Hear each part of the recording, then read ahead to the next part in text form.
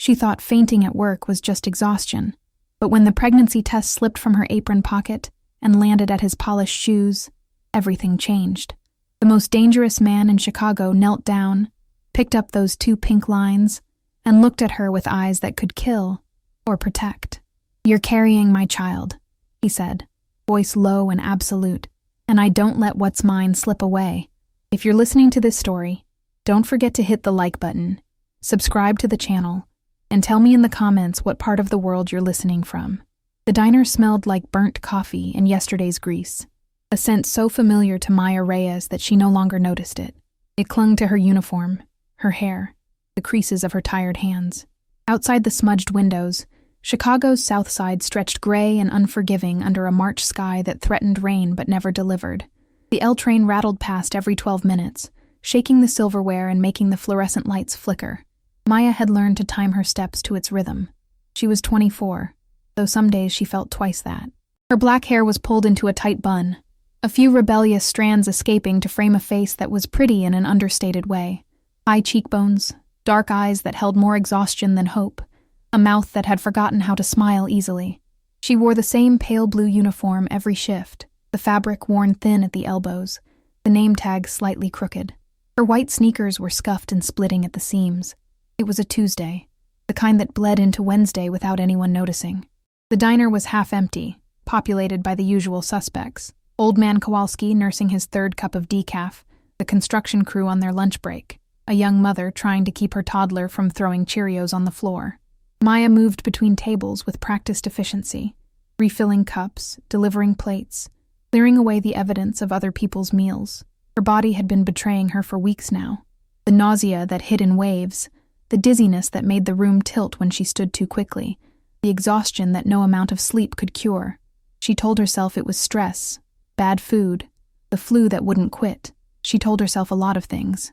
"Maya, table 6 needs ketchup," her manager barked from behind the counter. Jerry was a thick-necked man with a permanent scowl and a voice like gravel. He didn't care that she'd worked a double shift yesterday, or that her hands shook when she carried the coffee pot. "On it," she said, her voice steady despite the way her vision blurred at the edges. She grabbed the ketchup bottle and headed toward table 6, where a man sat alone.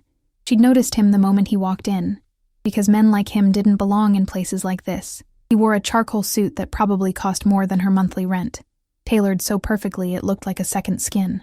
His dark hair was swept back, revealing a face that was all sharp angles and controlled intensity. Strong jaw, straight nose, eyes the color of slate that missed nothing. He was maybe 35, with the kind of presence that made people instinctively step aside. His name was Dominic Castellano, though Maya didn't know that yet. What she did know, in some primal part of her brain, was that he was dangerous. It wasn't just the way he carried himself, or the expensive watch on his wrist, or the 2 men in dark suits sitting at the counter who kept glancing his way. It was something deeper, something that made her pulse quicken, and her instincts scream at her to be careful. She set the ketchup bottle on his table, avoiding eye contact. "Anything else I can get you?" He looked up from his phone, and for a moment their eyes met. His gaze was direct, assessing, the kind that stripped away pretense and saw straight through to the truth. Maya felt exposed, as if he could read every secret she'd ever kept. "Coffee," he said. His voice was low, controlled, with the faintest trace of an accent that spoke of old-world roots and new-world power. "Black." She nodded and turned away, grateful for the excuse to escape. But as she moved, the room tilted violently. Her vision went white at the edges, and her legs turned to water. She heard the crash of the coffee pot hitting the floor, felt the hot liquid splash against her ankles, and then she was falling, the world spinning away into darkness. She came to on the floor, Jerry's face hovering above her, red with anger and something that might have been concern. "Jesus, Maya, you trying to give me a heart attack?" "I'm fine," she mumbled, trying to sit up. Her head throbbed, and her stomach churned with nausea. "Just stood up too fast. You're not fine. You look like death." Jerry grabbed her arm and hauled her to her feet, none too gently. "Take 5, get some water, and clean yourself up. You've got coffee all over your uniform." Maya stumbled toward the bathroom, her legs still unsteady. She could feel eyes on her, the other customers, the construction crew, old man Kowalski, and him, Dominic Castellano. She didn't look back, but she knew he was watching. The bathroom was small and dingy, the mirror cracked in one corner. Maya splashed cold water on her face and gripped the edge of the sink, waiting for the world to stop spinning. Her reflection stared back at her, pale and hollow-eyed. She looked like a ghost. Her apron pocket felt heavy. She reached in and pulled out the small white stick she'd been carrying around for 3 days, too afraid to look at it, too afraid not to. She'd bought the pregnancy test at the drugstore on the corner, paid for it with crumpled bills and quarters, and shoved it deep into her pocket where no one could see. Now, standing in the flickering fluorescent light of the diner bathroom, she finally looked. 2 pink lines, clear and undeniable. The world stopped. Her breath caught in her throat, and for a moment, she couldn't move, couldn't think, couldn't do anything but stare at those 2 lines that changed everything. She was pregnant. The father was a mistake, a one-night lapse in judgment 2 months ago when she'd been too drunk and too lonely to care. She didn't even remember his name. He'd been gone by morning, leaving nothing but a crumpled 20 on the nightstand and the faint smell of expensive cologne. No, that wasn't right. She did remember. She remembered the way he'd looked at her across the bar, the way his hand had felt on her waist, the way his voice had sounded when he whispered her name. She remembered the suite at the Palmer house, all marble and gold, so far removed from her world it felt like a dream. She remembered the way he'd touched her, like she was something precious, something worth savoring. And she remembered his face, the sharp jaw, the slate-gray eyes, the dark hair swept back from his forehead. Dominic Castellano, the man sitting at table 6. Maya's hands shook as she shoved the test back into her pocket. This couldn't be happening. This couldn't be real. But the nausea, the dizziness, the exhaustion, it all made sense now. And the man who had done this to her was sitting 20 feet away, drinking coffee and scrolling through his phone like he owned the world. Maybe he did. She took a deep breath and pushed open the bathroom door. The diner seemed louder now, the clatter of dishes and the hum of conversation pressing in on her. She walked back to the counter, her legs still unsteady, and grabbed a rag to clean up the spilled coffee. Jerry was talking to Dominic, his voice low and deferential in a way that made Maya's skin crawl. "Sorry about that, Mr. Castellano. She's usually more reliable." "It's fine," Dominic said, his eyes on Maya. "Is she all right?" "She's fine. Just a little dizzy spell. You know how women are." Maya's jaw tightened, but she said nothing. She knelt down and started wiping up the coffee, her hands moving mechanically. She could feel Dominic's gaze on her, heavy and inescapable. Maya. She froze. He knew her name. Of course he did. It was on her name tag. But the way he said it, low and deliberate, made it sound like something intimate, something that belonged to him. She looked up, meeting his eyes for the second time. There was something in his expression she couldn't read. Curiosity, maybe, or recognition. Did he remember her? Did he know? "You should sit down," he said. "You look like you're about to pass out again." "I'm fine," she said, the words automatic. She stood up, clutching the rag, and turned away. But as she did, the pregnancy test slipped from her pocket and clattered to the floor, landing at his feet. Time stopped. Maya's heart slammed against her ribs as Dominic bent down and picked it up. He looked at it for a long moment, his expression unreadable, and then his eyes lifted to hers. The 2 pink lines were unmistakable. "Is this yours?" he asked, his voice so quiet it was almost a whisper. Maya couldn't speak, couldn't breathe, couldn't do anything but stand there, frozen, as the world collapsed around her. Dominic stood up, the test still in his hand. He stepped closer, close enough that she could smell his cologne, expensive, familiar, the same scent that had clung to her skin 2 months ago. "Answer me," he said, and there was something in his voice now, something sharp and commanding. "Is this yours?" She nodded, unable to lie. His jaw tightened. He looked down at the test again, then back at her, and something shifted in his expression. The coldness gave way to something else, something fierce and possessive. "How far along?" he asked. 2 months, she whispered. He was silent for a moment, his mind working behind those slate-gray eyes. Then he reached out and took her hand, his grip firm and unyielding. "Come with me," he said. "I can't. I'm working." "You're done working." He looked past her to Jerry, who was watching with wide eyes. "She's done for the day. I'll compensate you for her time." Jerry opened his mouth to protest, then thought better of it. "Sure, Mr. Castellano. Whatever you say." Dominic led Maya toward the door, his hand still wrapped around hers. The two men at the counter stood up and followed, silent and watchful. Maya's mind was spinning, her heart racing. She didn't know where he was taking her, didn't know what he wanted, didn't know anything except that her life had just changed in ways she couldn't begin to comprehend. Outside, the rain that had been threatening all day finally began to fall, cold and relentless. A black car was waiting at the curb, sleek and expensive, the kind of car that didn't belong on the south side.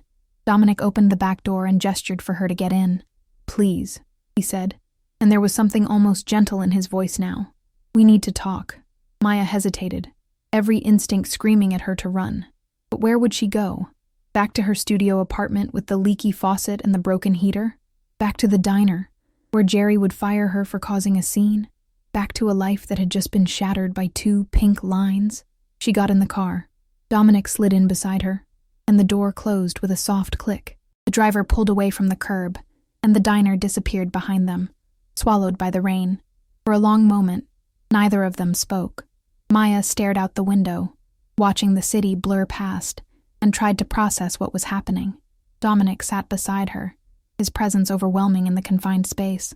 Finally he spoke. 2 months ago, he said. The Palmer house. It wasn't a question. He remembered.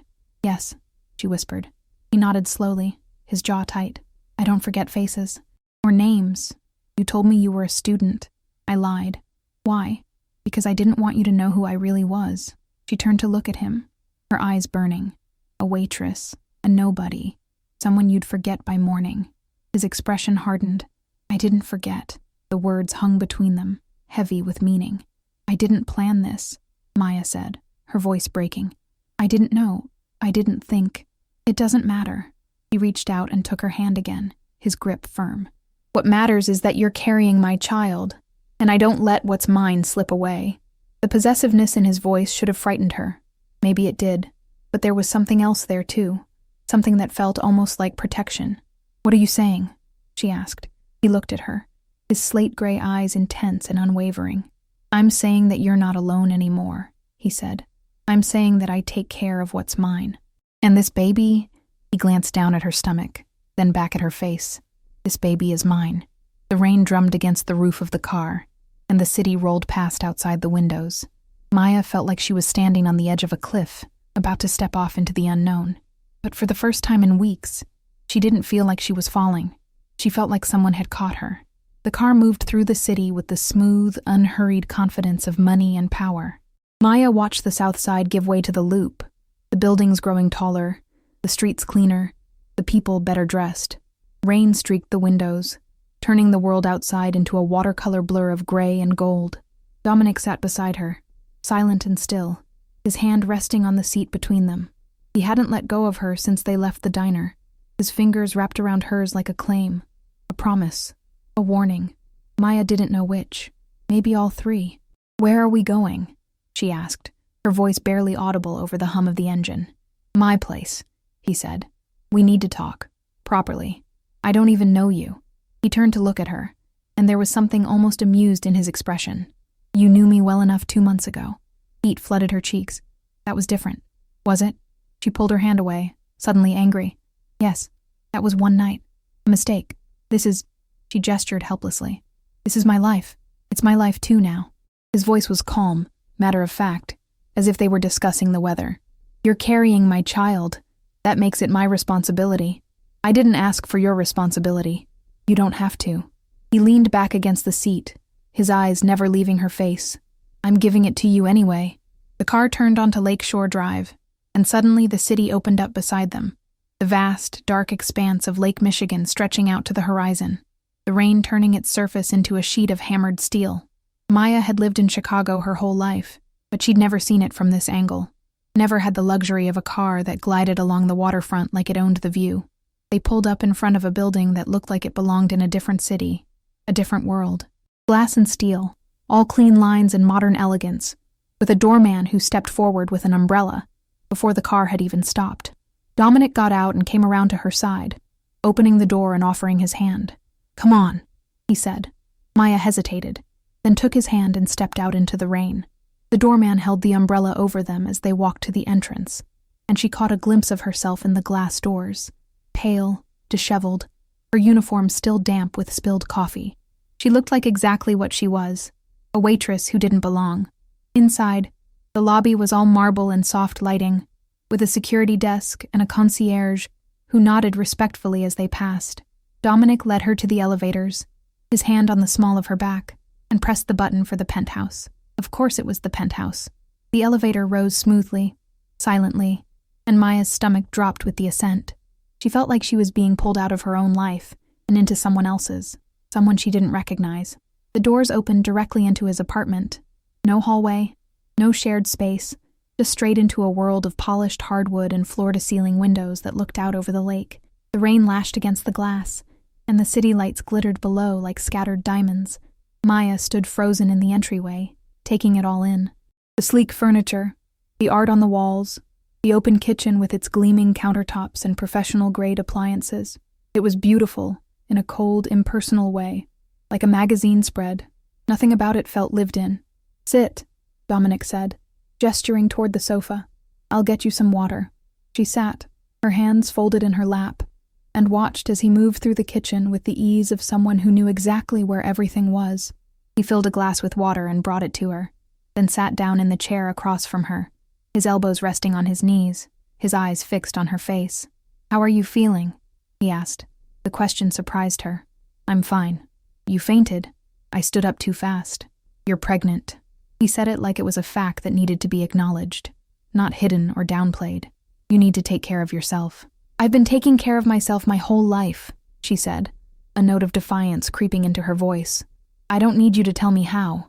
Maybe not, but you need help, and I'm offering it." "Why?" The question burst out of her, sharp and desperate. "Why do you care? You don't know me. You don't owe me anything." He was silent for a moment, his jaw working as if he were choosing his words carefully. "That night at the Palmer house," he said finally, "I told you I don't do one-night stands. I meant it. I don't forget people, and I don't walk away from my responsibilities.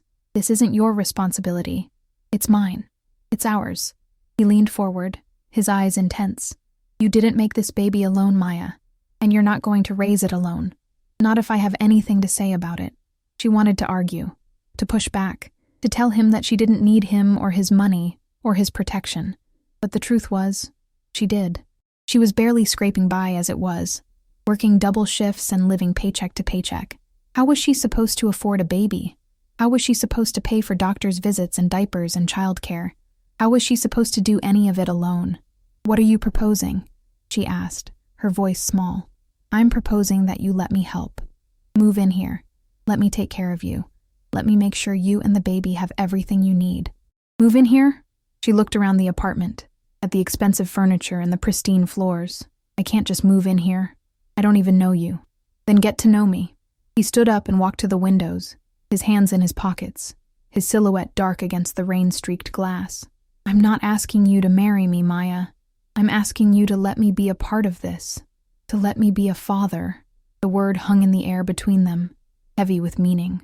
Father.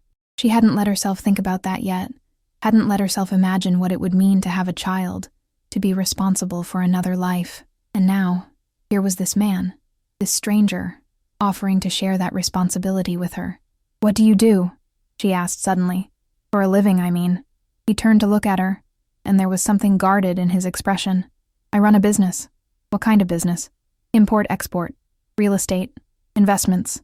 He paused. "Other things." "Other things," she repeated. "Like what?" He didn't answer, and in that silence, she understood. She'd grown up on the South Side. She knew what men like Dominic Castellano did for a living, even if they didn't say it out loud. She knew about the families that ran the city from the shadows, the ones who controlled the docks and the unions and the politicians. She knew, and she should have been afraid, but she wasn't. Or maybe she was, and she just didn't care anymore. "I'm not stupid," she said. "I know who you are, what you are. And does that change anything?" She thought about it, about the diner and Jerry's grease-stained apron and the L train rattling past every 12 minutes, about her studio apartment with the broken heater and the neighbors who fought through the walls, about the life she'd been living, the one that had been slowly crushing her under its weight. "No," she said finally, "it doesn't." Something shifted in his expression, a flicker of relief or satisfaction. He came back to the sofa and sat down beside her. close enough that she could feel the warmth of his body. "Then let me help you," he said. "Let me give you a life where you don't have to work yourself to death just to survive. Let me give our child a future." Our child. The words sent a shiver through her. "I need time," she said, "to think, to figure out what I want. Take all the time you need." He reached out and tucked a strand of hair behind her ear, the gesture surprisingly gentle. "But while you're thinking, stay here, at least for tonight. You're exhausted, and you need rest." She wanted to refuse, to insist on going back to her own place, her own life, but the truth was, she was exhausted. Bone-deep, soul-crushing exhaustion that made even the thought of taking the L train back to the south side feel impossible. "Okay," she whispered, "just for tonight." He smiled, a small, satisfied curve of his lips. Just for tonight. He showed her to the guest room, a space that was bigger than her entire apartment, with a king-sized bed and its own bathroom. He brought her a clean towel and a t-shirt to sleep in, and then he left her alone, closing the door softly behind him. Maya stood in the middle of the room, holding the t-shirt, and felt the weight of the day crash down on her. She sank onto the bed and buried her face in her hands, and for the first time in weeks, she let herself cry. She cried for the life she'd lost, and the life she didn't know how to live. She cried for the baby growing inside her, and the man who wanted to claim it as his own. She cried until there were no tears left, and then she lay down on the bed and stared at the ceiling, listening to the rain. Somewhere in the apartment, she could hear Dominic moving around, the soft murmur of his voice as he talked on the phone. She wondered what he was saying, who he was talking to. She wondered what she'd gotten herself into. But as she drifted off to sleep, wrapped in his t-shirt and surrounded by the scent of his cologne, she felt something she hadn't felt in a long time. Safe. Maya woke to sunlight streaming through unfamiliar windows and the distant hum of the city below. For a moment, she didn't know where she was. Then it all came rushing back. The diner, the pregnancy test, Dominic's hand wrapped around hers. She sat up slowly, her hand instinctively moving to her stomach, and took a shaky breath. The apartment was quiet. She got out of bed and padded to the door, opening it a crack to peer out. The living room was empty, but she could smell coffee, rich and dark, coming from the kitchen. She followed the scent and found Dominic standing at the counter, dressed in a crisp white shirt and dark slacks, reading something on his tablet. He looked up when she entered, and his expression softened. "You're awake. How do you feel?" "Better," she admitted. "Thank you for letting me stay." "You don't have to thank me."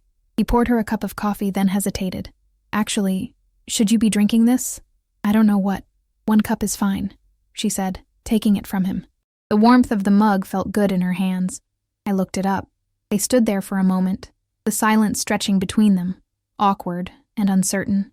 Maya sipped her coffee and tried not to think about how surreal this was, standing in a penthouse kitchen with a man she barely knew, carrying his child. "I have a doctor I want you to see," Dominic said, breaking the silence. "Dr. Sarah Chen. She's the best OB in the city. I already called her office. She can see you this afternoon. I can't afford. You don't have to afford anything. I'm taking care of it." Maya set down her coffee cup, her jaw tightening. "I don't want your charity. It's not charity. It's responsibility." He moved closer, his eyes searching her face. "Maya, I meant what I said last night. This is my child too. Let me do this." She wanted to argue, but the truth was, she'd been putting off seeing a doctor because she couldn't afford it. The clinic on the south side had a 3-month waiting list, and the emergency room was only for emergencies. If Dominic was offering her access to the best care in the city, could she really say no? For the baby's sake? "Okay," she said quietly. "I'll see the doctor." Relief flickered across his face. "Good. I'll have my driver take us." "Us? I'm coming with you." He said it like it was obvious, non-negotiable. "Unless you don't want me there." Maya thought about it. Part of her wanted to do this alone, to keep some piece of this experience for herself. But another part, the part that had been terrified and alone for weeks, wanted him there, wanted someone to share the weight of it. "You can come," she said. The doctor's office was in a building near Northwestern Memorial, all glass and steel and hushed professionalism. The waiting room had leather chairs and a coffee bar, and the receptionist greeted Dominic by name. Maya felt out of place in her jeans and borrowed sweater, but no one looked at her twice. Dr. Chen was a woman in her 40s with kind eyes and a calm, competent manner. She took Maya's medical history, asked about her symptoms, and then did an ultrasound. Maya lay on the examination table, her hand gripping the edge, and watched the screen as Dr. Chen moved the wand over her stomach. And then she heard it. A sound like a galloping horse, fast and strong and impossibly real. "There's the heartbeat," Dr. Chen said, smiling. "Strong and healthy. You're about 9 weeks along by my estimate." 9 weeks.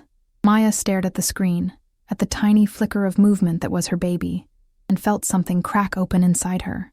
It was real. This was real. She looked over at Dominic, who was standing beside the table, his eyes fixed on the screen. His expression was unreadable, but his hand had moved to rest on her shoulder, his grip firm and grounding. "Everything looks good," Dr. Chen said, "but I want you to start taking prenatal vitamins, and you need to eat more. You're underweight for this stage of pregnancy." "I've been working a lot," Maya said quietly. "Well, you need to slow down. Your body is doing a lot of work right now. It needs fuel." Dr. Chen looked at Dominic. "Make sure she eats and rests. No more double shifts." "I'll make sure," Dominic said, and there was a note of steel in his voice that made it clear he meant it. They left the doctor's office with a folder full of information and a strip of ultrasound photos. Maya clutched them in her hand, staring down at the grainy image of her baby, and felt the weight of it settle over her. This was happening. She was going to be a mother. "Are you hungry?" Dominic asked as they got back in the car. She realized she was. Starving, actually. "Yes. Good. I know a place." The place turned out to be a small Italian restaurant in Little Italy, tucked away on a side street with checkered tablecloths and the smell of garlic and tomatoes in the air. The owner greeted Dominic like an old friend, kissing him on both cheeks and ushering them to a corner table. "Dominic, it's been too long," the man said, his accent thick and warm. "And who is this beautiful lady?" "This is Maya," Dominic said, his hand resting on the small of her back. "She's very important to me." The word sent a shiver through her. Important. She didn't feel important. She felt like a waitress who'd gotten in over her head. They ordered, or rather Dominic ordered for both of them, a parade of dishes that arrived one after another: antipasto, pasta carbonara, chicken marsala, tiramisu. Maya ate until she couldn't eat anymore, and Dominic watched her with something like satisfaction. "You needed that," he said. "I didn't realize how hungry I was. You've been running on empty for too long." He reached across the table and took her hand. "That's going to change." She looked down at their joined hands, at the contrast between his tanned skin and her pale fingers. "You keep saying that, but I don't understand why. Why do you care so much?" He was silent for a moment, his thumb tracing circles on the back of her hand. "My father walked out on my mother when I was 5, he said finally. "Left her with 3 kids and no money. She worked herself to death trying to keep us fed. I was 12 when she died." Maya's breath caught. "I'm sorry. I swore I'd never be like him, that if I ever had a child I'd be there. I'd take care of them, no matter what." He looked up, his eyes fierce. "So that's why I care, Maya, because I know what it's like to grow up without a father, and I won't let my child go through that." The raw honesty in his voice made her throat tighten. She'd been so focused on her own fear, her own uncertainty, that she hadn't thought about what this meant to him. But now she could see it, the determination, the need to make things right, to be better than the man who'd abandoned him. "Okay," she said softly. "Okay." They finished their meal in companionable silence, and then Dominic drove her back to the south side. She'd insisted on going home, on getting some of her things, and he'd agreed, though she could tell he didn't like it. Her apartment looked even smaller and shabbier after the penthouse. The paint was peeling, the radiator clanked, and the smell of her neighbor's cooking seeped through the walls. Maya stood in the middle of the room and felt a wave of shame wash over her. This was her life. This was what she had to offer her child. Dominic stood in the doorway, his presence too large for the cramped space. He didn't say anything, but she could see the way his jaw tightened, the way his eyes took in every detail. "I'll just grab some clothes," she said, moving toward the closet. "Maya," his voice stopped her. "You don't have to come back here. You can stay with me, for as long as you need." She turned to face him. "I can't just move in with you. I have a lease. I have a job." "Quit the job. I'll pay your lease." "I can't let you do that." "Why not?" He moved closer, his eyes searching hers. "Why are you so determined to do this alone?" "Because I've always been alone," she said, the words bursting out of her. "Because I don't know how to let someone help me. Because I'm afraid that if I let you in, If I let myself depend on you, you'll leave, and then I'll be worse off than I was before." The silence that followed was heavy, charged. Dominic reached out and cupped her face in his hands, his touch gentle despite the calluses on his palms. "I'm not going to leave," he said, his voice low and fierce. "I'm not my father, and I'm not the kind of man who walks away from his responsibilities. You need to understand that, Maya. I'm in this, all the way." She wanted to believe him. God, she wanted to believe him. But trust was a luxury she'd never been able to afford. "I need time," she whispered. "Then take it, but take it at my place, where I know you're safe and fed and taken care of." He pressed his forehead to hers. "Please." And maybe it was the exhaustion, or the fear, or the way his hands felt so steady and sure. Maybe it was the memory of that heartbeat on the ultrasound, fast and strong and real. But Maya found herself nodding. "Okay," she said. "I'll stay, for now." His relief was palpable. He helped her pack a bag, moving through her tiny apartment with careful efficiency, and then they left. As they drove back toward the lake, Maya looked out the window at the city passing by and wondered if she was making the biggest mistake of her life, or the best decision. She didn't know yet, but as Dominic's hand found hers in the darkness of the car, his fingers lacing through hers with quiet certainty, she thought maybe, just maybe, she didn't have to know. Not yet. For now, it was enough to not be alone. The days blurred together in a strange, suspended rhythm. Maya woke each morning in the guest room of Dominic's penthouse. The city spread out below her like a promise or a threat. He was always up before her, dressed in his sharp suits, his phone pressed to his ear, conducting business in low, clipped tones. She'd learned not to ask what kind of business. She wasn't sure she wanted to know. He'd arranged for her to take a leave of absence from the diner. Paid, of course, though she suspected the money was coming from him, not Jerry. He'd filled the kitchen with groceries, hired a housekeeper to come twice a week, and made sure she had everything she needed. It should have felt like a dream. Instead, it felt like waiting for the other shoe to drop. She was 12 weeks along now. The nausea had started to ease, replaced by a constant, bone-deep fatigue that made even simple tasks feel monumental. Dr. Chen said it was normal, that her body was working overtime to build a life. Maya tried to rest, to eat, to take care of herself, but the guilt gnawed at her. Guilt for not working, for accepting Dominic's help, for letting herself depend on someone. It was a Thursday afternoon when everything started to unravel. Maya was curled up on the sofa, reading a book about pregnancy, when she heard the front door open. Dominic came in, his face tight with tension, followed by one of his men, a tall, broad-shouldered guy named Marco, who always looked like he was ready for a fight. "Stay here," Dominic said to her, his voice clipped. "Don't go near the windows." Fear spiked through her. "What's going on?" "Nothing you need to worry about." But the way he said it, the way Marco moved to stand by the door, told her it was something she should definitely worry about. "Dominic, please, Maya, just stay here." He disappeared into his office, and she heard the low murmur of voices, the sharp edge of anger. She sat frozen on the sofa, her heart pounding, her hand instinctively moving to her stomach. What had she gotten herself into? An hour later, Dominic emerged, his face drawn and pale. He looked like he'd aged 10 years in 60 minutes. "We need to talk," he said. She followed him to the living room, her legs unsteady. He poured himself a drink, whiskey, neat, and downed it in one swallow. Then he turned to face her. "There's a problem," he said, "with my business. Someone's trying to move in on my territory, and they're not being subtle about it." "What does that mean?" "It means things are going to get dangerous, and I need to know you're safe." "Safe from what?" He hesitated, and in that hesitation, she saw the truth. "From the people who want to hurt me, who might try to use you to get to me." The words hit her like a punch to the gut. "You're saying I'm a target. I'm saying you could be, if they find out about you, about the baby." He moved closer, his eyes intense. "That's why I need you to stay here. Don't go out alone. Don't talk to anyone you don't know.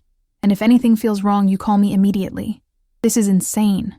She backed away from him, her hands shaking. "I can't live like this. I can't be a prisoner in your apartment because of your business. It's temporary, just until I deal with this. And what if you can't deal with it? What if something happens to you?" Her voice broke. "What am I supposed to do then?" He reached for her, but she pulled away. "Maya, no. You said you'd take care of me. You said I'd be safe, but you didn't tell me that being with you would put me in danger. I didn't know it would. I thought..."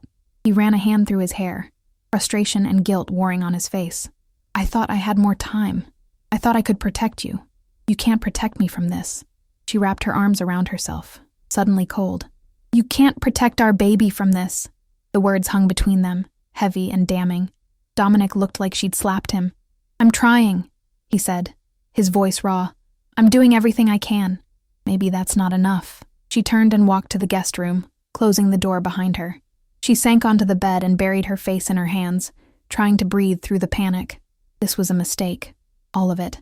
She should have known better than to let herself believe in the fantasy of safety, of protection, of someone who would take care of her. She should have known better than to trust. That night, she couldn't sleep.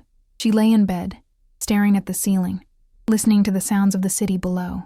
Somewhere in the apartment, she could hear Dominic moving around, his footsteps heavy and restless. She wondered if he was sleeping. She doubted it. At 2 a.m, there was a soft knock on her door. "Maya?" His voice was quiet, tentative. "Can I come in?" She didn't answer, but she didn't tell him to go away either. The door opened, and he stood in the doorway, silhouetted by the light from the hallway. "I'm sorry," he said. "I should have been honest with you from the beginning, about the risks, about what being with me would mean." "Why weren't you?" "Because I was selfish, because I wanted you and the baby, and I didn't want to give you a reason to walk away." He moved into the room, sitting down on the edge of the bed. "But you deserve the truth. All of it. So tell me." He took a deep breath. "My family has been in this business for 3 generations.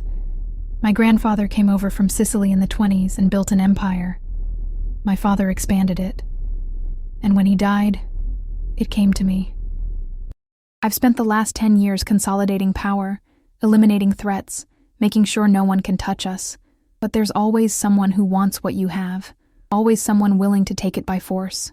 And now, there's a crew from New York trying to move in on the docks. They've already hit 2 of my warehouses, killed 3 of my men. They're sending a message, that I'm weak, that I can't protect what's mine. And what are you going to do?" His jaw tightened. "What I have to. I'm going to send a message back. Make it clear that anyone who comes after me will pay." She should have been horrified. She should have been running for the door. But instead she found herself asking, "When?" "Tomorrow night. There's a meeting. I'm going to end this. And if you don't come back..." He looked at her, and for the first time, she saw fear in his eyes. "Then Marco will take care of you. I've already made arrangements. Money, protection, everything you and the baby will need." "I don't want your money," she said, her voice breaking.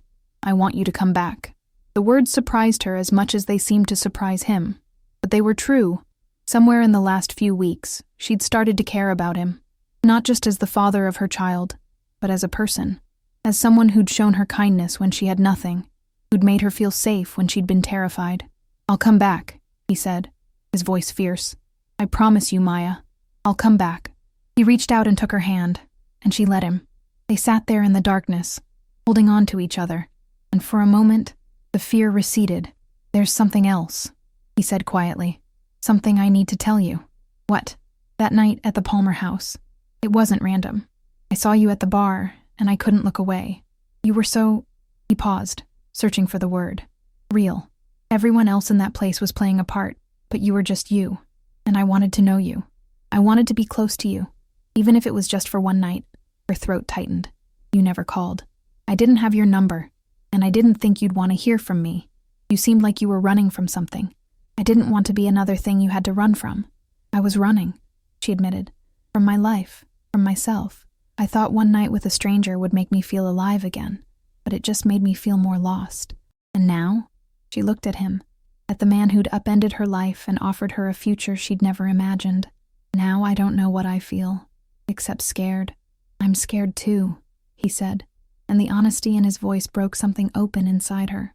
She leaned forward and rested her forehead against his. "Come back to me," she whispered. "Please." "I will."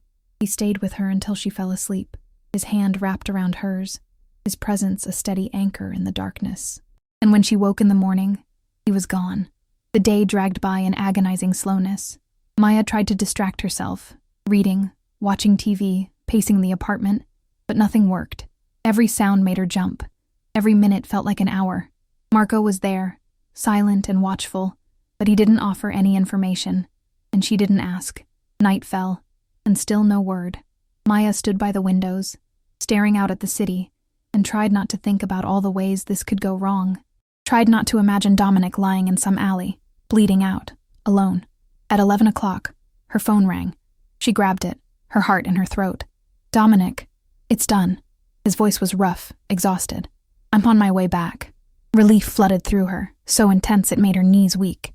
Are you okay? I'm fine. I'll be there in 20 minutes. She waited by the door, counting the seconds. When he finally walked in, she saw the blood on his shirt, the bruise blooming on his jaw, the exhaustion etched into every line of his face. But he was alive. He was here. She threw her arms around him, and he held her tight, his face buried in her hair. I told you I'd come back, he murmured. Don't ever do that to me again, she said, her voice muffled against his chest. I can't promise that, but I can promise I'll always fight to come back to you. She pulled back and looked up at him, at the man who'd become so much more than she'd ever expected. I'm not going anywhere, she said. I'm staying, with you, for as long as you'll have me. Something shifted in his expression. Relief, joy, something that looked almost like love. He cupped her face in his hands and kissed her, slow and deep and full of promise. And for the first time since that night at the Palmer house, Maya felt like she was exactly where she was supposed to be. The weeks that followed were both the best and worst of Maya's life. Dominic had kept his word. The threat was neutralized. The crew from New York dealt with in a way that left no room for misunderstanding. But the cost had been high. 2 more of his men were dead, and the violence had left a shadow over everything. Maya was 16 weeks pregnant now, her body changing in ways that were both miraculous and terrifying. Her stomach had started to round, a small but undeniable curve that Dominic couldn't stop touching. He'd become almost obsessive about her care, making sure she ate, that she rested, that she never went anywhere without Marco or one of the other men. It should have felt suffocating. Instead, it felt like being seen, like mattering to someone. But the danger hadn't gone away. If anything, it had intensified. There were whispers of retaliation, of alliances forming against Dominic, of a war brewing beneath the surface of the city. He tried to keep it from her, but she could see it in the tension in his shoulders, the way he checked his phone constantly, the late-night meetings that stretched into dawn. She was sitting in the living room one afternoon, folding baby clothes she'd ordered online, when Dominic came home early. His face was grim, his jaw set in a way that made her stomach drop. We need to talk, he said. She set down the tiny onesie in her hands. What's wrong? They know about you, about the baby. The words hit her like ice water. How? Someone talked. One of my men, probably. Or maybe they've been watching me. He ran a hand through his hair, frustration and fear warring on his face. It doesn't matter how. What matters is that you're not safe here anymore. What are you saying? I'm saying I need to get you out of the city, somewhere they can't find you, somewhere you'll be protected. No. She stood up, her hands clenched into fists. I'm not running. I'm not leaving you. Maya, no. You promised me you'd keep me safe. You promised you'd be here. And now you're trying to send me away? I'm trying to keep you alive. His voice rose, raw with emotion. Don't you understand? If they get to you, if they hurt you or the baby, I won't be able to live with myself. I can't. His voice broke. I can't lose you. The words hung between them, stark and honest. Maya felt tears prick her eyes. You won't lose me, she said, moving closer. But you can't protect me by pushing me away. We're in this together, remember? You said that. I know what I said. But this is different. This is your life. And it's my life now too. So stop trying to make decisions for me and let me choose. He stared at her, his chest heaving, and she could see the battle raging inside him. The need to protect her warring with the need to respect her autonomy. What do you want? He asked finally. I want to stay. I want to be with you. And I want you to trust that I can handle this. You shouldn't have to handle this. You should be, what? Safe in some house in the suburbs waiting for you to come home? That's not a life, Dominic. That's a cage. He closed his eyes, his jaw working. I don't know how to do this. How to keep you safe and let you be free. You figure it out. We figure it out. Together. He opened his eyes and looked at her, and she saw the moment he gave in. Okay, but you have to promise me something. What? You do exactly what I say when it comes to security. You don't go anywhere without Marco. You don't open the door to anyone you don't know. And if I tell you to run, you run. No questions, no arguments. She wanted to push back, to insist on her independence. But she could see the fear in his eyes, the desperation, and she understood it, because she felt it too. I promise, she said. He pulled her into his arms, holding her so tight she could barely breathe. I can't lose you, he whispered into her hair. You and this baby. You're everything. She held him back, her face pressed against his chest, and felt the steady beat of his heart. You won't lose us. I won't let you. But even as she said it, she felt the weight of the lie, because the truth was, neither of them had control over what was coming. The storm was building, and all they could do was hold on and hope they survived it. The attack came 3 days later. Maya was in the kitchen making tea when she heard the first gunshot. It was distant, muffled, but unmistakable. Her blood turned to ice. Marco, she called, her voice shaking. He appeared in the doorway, his gun already drawn. Get to the safe room, now. What's happening? They're here. Go. She ran, her heart pounding, her hands shaking so badly she could barely open the door to the safe room Dominic had shown her weeks ago. It was a small, reinforced space off the master bedroom, stocked with water and supplies.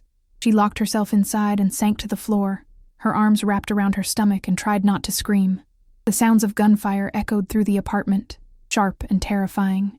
She heard shouting, the crash of breaking glass, the heavy thud of bodies hitting the floor. And through it all, she could only think one thing. Dominic. He wasn't here. He'd left that morning for a meeting downtown, and he wasn't here. The gunfire stopped. The silence that followed was worse. Maya sat frozen, barely breathing, her ears straining for any sound. Footsteps, voices, the creak of a door, and then from the other side of the safe room door, Maya, it's me, open up. Dominic. She scrambled to her feet and unlocked the door, throwing it open. He stood there, his suit torn and bloodied, his face pale but alive. Alive. She threw herself into his arms, sobbing. I thought, I'm here. I'm okay. He held her tight, his hands shaking as they moved over her back, her hair, checking for injuries. Are you hurt? Is the baby? We're fine. We're fine. He pulled back and looked at her, his eyes fierce. This ends now. I'm not letting them come after you again. What are you going to do? What I should have done from the beginning. I'm going to end this war, once and for all. She wanted to tell him not to beg him to find another way, but she could see the determination in his eyes, the resolve. This was who he was. This was the life he'd chosen, the life she'd chosen to be a part of. Promise me you'll come back, she said, her voice breaking. I promise. He kissed her, hard and desperate, and then he was gone. The next 24 hours were the longest of Maya's life. She stayed in the penthouse, surrounded by Dominic's men, and waited for news, for word, for anything. When Dominic finally walked through the door, he looked like he'd been through hell. His face was bruised, his knuckles split, his eyes hollow with exhaustion. But he was alive. It's over, he said. They're gone. All of them. She didn't ask what he'd done. She didn't want to know. She just went to him and held him, and let him hold her back. I'm done, he said quietly. I'm stepping back, letting someone else run things. I can't do this anymore. Not with you and the baby to think about. She pulled back and looked at him, searching his face. Are you sure? I've never been more sure of anything. He placed his hand on her stomach, his touch gentle. This is what matters. You, our family, nothing else. And as she looked into his eyes, she believed him. 6 months later, Maya stood in the nursery of their new home, a restored brownstone in Lincoln Park, far from the penthouse and the life Dominic had left behind. The room was painted a soft sage green, with white furniture and a crib that Dominic had assembled himself, cursing and laughing in equal measure. She was 38 weeks pregnant now, her body heavy and uncomfortable, but her heart lighter than it had been in years. Dominic had kept his word. He'd stepped back from the family business, handing control to his cousin and keeping only a few legitimate investments. It hadn't been easy. There had been pushback, threats, attempts to pull him back in, but he'd held firm, because he'd made a choice. And that choice was her, was them. Hey, Dominic appeared in the doorway, carrying a box. Found the last of the baby books. Where do you want them? On the shelf by the window. She watched as he set them down carefully, his movements gentle despite his size. He'd changed in the last few months, softened somehow, without losing the strength that had drawn her to him in the first place. He came up behind her and wrapped his arms around her, his hands resting on her stomach. How are you feeling? Tired, huge, ready for this baby to come out. He laughed, the sound warm and genuine. Soon, Dr. Chen said, any day now. I know. She leaned back against him, feeling the solid weight of his presence. Are you scared?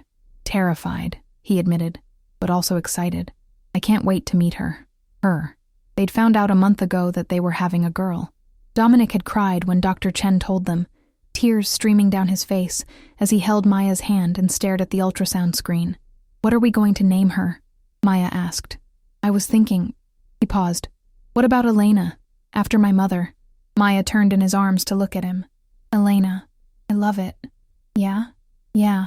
He kissed her, slow and sweet, and she felt the baby kick between them, as if in approval. She likes it too, Maya said, laughing. Of course she does. She's got good taste. They spent the rest of the afternoon finishing the nursery, hanging pictures and organizing tiny clothes. It was domestic and ordinary and perfect, the kind of life Maya had never imagined she'd have. That night, as they lay in bed, Dominic's hand resting on her stomach, Maya thought about how far they'd come. From that day in the diner, when she'd fainted and her world had shattered, to this moment, lying beside the man she loved, waiting for their daughter to be born. Thank you, she said quietly. For what? For not walking away. For choosing us. He propped himself up on one elbow and looked down at her, his eyes serious. I didn't choose you, Maya. You were never a choice. You were inevitable. From the moment I saw you, I knew my life was going to change. I just didn't know how much. And now I can't imagine my life without you. Without this. He placed his hand over hers on her stomach. You gave me something I didn't know I needed. A reason to be better. A reason to walk away from the darkness and into the light. Tears pricked her eyes. You gave me that too. A reason to stop running. A reason to believe in something. He kissed her, and in that kiss was everything they'd been through. Everything they'd survived. Everything they'd built together. 3 days later, at 2 a.m, Maya's water broke. The drive to the hospital was a blur of pain and panic, and Dominic's steady voice telling her to breathe, that everything was going to be okay. Dr. Chen was waiting for them, calm and competent, and within hours, Maya was in the delivery room, Dominic at her side, holding her hand and whispering encouragement. And then, after what felt like an eternity, she heard it, the sharp, piercing cry of her daughter. She's here, Dr. Chen said, smiling. She's perfect. They placed the baby on Maya's chest, and she looked down at the tiny, red-faced creature in her arms and felt her heart crack open. Elena, her daughter, their daughter. Dominic was crying, his face pressed against Maya's shoulder, his hand gently touching Elena's head. She's so small, he whispered. She's so perfect. She's ours, Maya said, her voice breaking. She's ours. They stayed like that for a long time, the three of them, a family forged in fire and fear and love. And as Maya looked at Dominic, at the man who'd vowed to protect her and their baby, who'd walked away from his empire to give them a life, she knew that everything they'd been through had been worth it.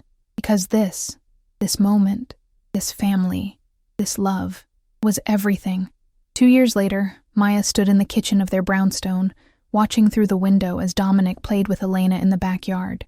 Their daughter was running through the grass, her dark curls bouncing, her laughter ringing out like music. Dominic chased after her, scooping her up and spinning her around, and Elena shrieked with delight. Maya smiled, her hand resting on her stomach, where another life was growing. They'd found out last week. Another girl. Dominic had cried again, just like the first time, and Elena had been thrilled at the idea of being a big sister. Life wasn't perfect. There were still shadows from Dominic's past, still moments when the phone rang and Maya's heart jumped, afraid of what news it might bring. But they'd built something strong, something real, a life that was theirs. Dominic looked up and caught her watching. He smiled, that rare, genuine smile that was just for her, and mouthed, I love you. She mouthed it back, her heart full. And as she watched her family, her husband, her daughter, the life they'd created together, she thought about that day in the diner, when she'd collapsed and everything had changed. She thought about the pregnancy test that had slipped from her pocket, the 2 pink lines that had set all of this in motion. She thought about how sometimes the worst moments of your life could lead to the best, and she was grateful for all of it. If this story touched your heart, don't forget to hit the like button and subscribe to the channel for more emotional journeys like this one. Drop a comment below and let me know what moment resonated with you the most. And tell me, where in the world are you listening from?